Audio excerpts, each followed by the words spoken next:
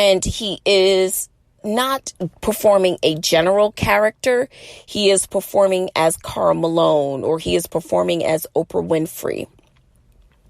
Now, granted, when you look like a particular person that you're making fun of, it is probably easier to associate you with that person.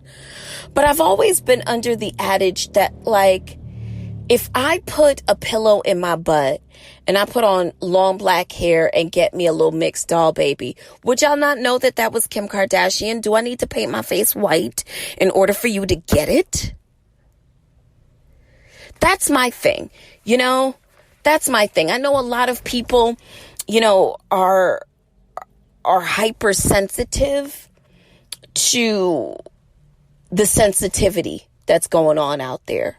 You know, I think some people think that, you know, in some ways we may be being too sensitive towards certain subjects. We are not allowing for a full span of creativity to exist if we're limiting people on what we see as funny or what we see as acceptable. I tell you what, you know, one of my favorite stand-ups show is Eddie Murphy's Raw. And only second to that would be Eddie Murphy's Delirious. Now, I was very young when both of those came out, and I did not go and see them in the theater, but I remember watching them on VHS, and every time I see that it comes on cable, I watch them. And I always think to myself, you know, there's one part where Eddie is talking about getting an African wife, and he says, you know, her name is Unfufu. And he starts to tell this joke, seemingly mocking her African heritage. That's something that probably couldn't take place right now. People would be up in arms. Seemingly, it seems like we've lost our grit. Or have we become so mindful that we've lost the ability to laugh or forgive? Or have we become so woke that things that were mindless humor are no longer funny? I don't know what part of the scale that we're on.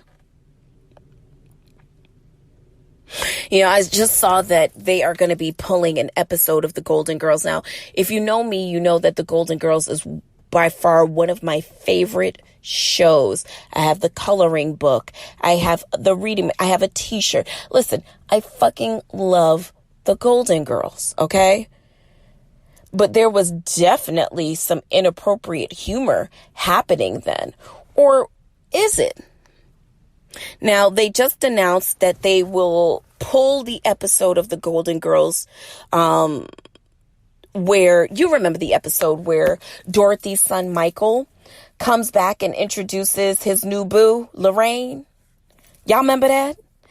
Remember, he brings Lorraine over and everybody is shocked, and you would think that they were shocked because Lorraine was black. But they were actually shocked because Lorraine was older than Michael. Now, Lorraine's family now had a problem with the fact that Michael was white. Now, in said episode, you'll remember that like Blanche and Rose were doing all these like facials, and they did this mud facial just in time for Lorraine's family to show up. And they come out of the kitchen and they're super surprised, and they're like, "Oh, this is a mud facial, not blackface." Now, it's something to me that at the time, I would definitely think that it was funny. But apparently, a lot of the girls don't think it's funny. They think it's actually offensive.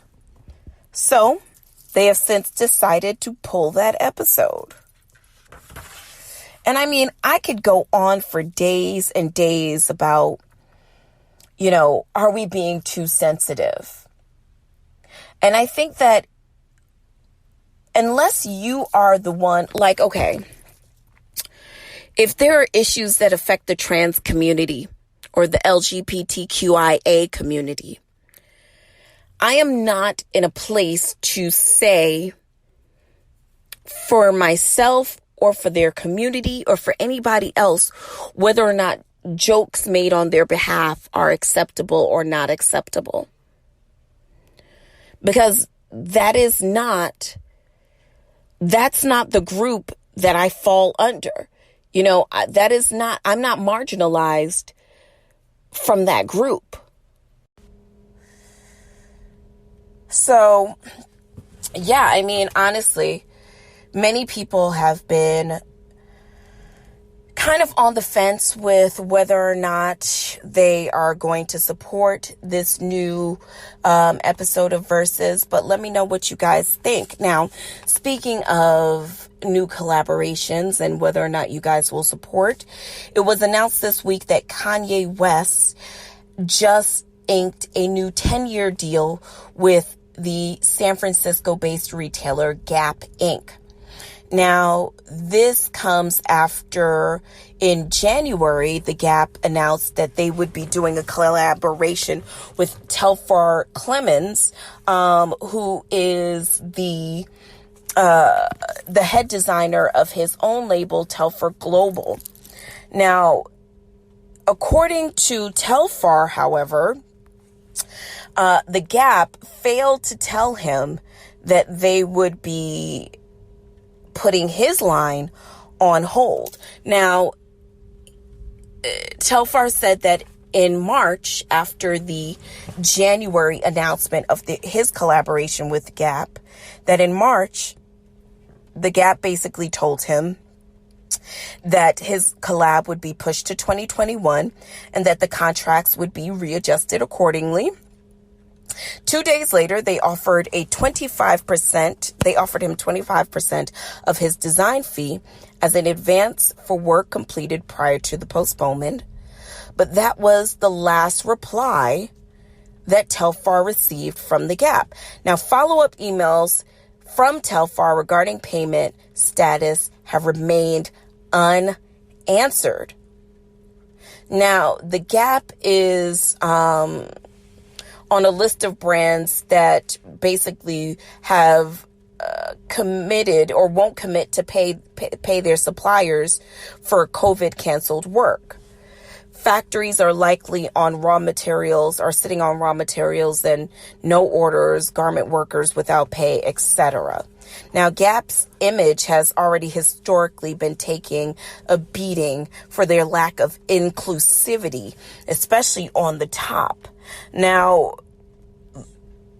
the gotcha with this Yeezy collaboration is that he has tapped Nigerian-British designer Mowalola Ongolesi as the design director of his upcoming Yeezy Gap. So we were talking about Shane Dawson and him jerking off to a picture of an 11-year-old Willow Smith. Now, if you are not sure who Shane Dawson is, you probably won't know him. He is a YouTuber who has quite the following, does a lot of stupid white boy tricks. And so this video resurfaced of him seemingly performing a masturbating act while looking at a picture of an 11-year-old Willow Smith.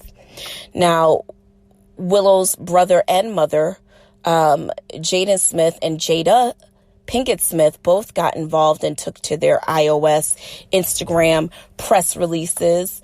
That's pretty disgusting. But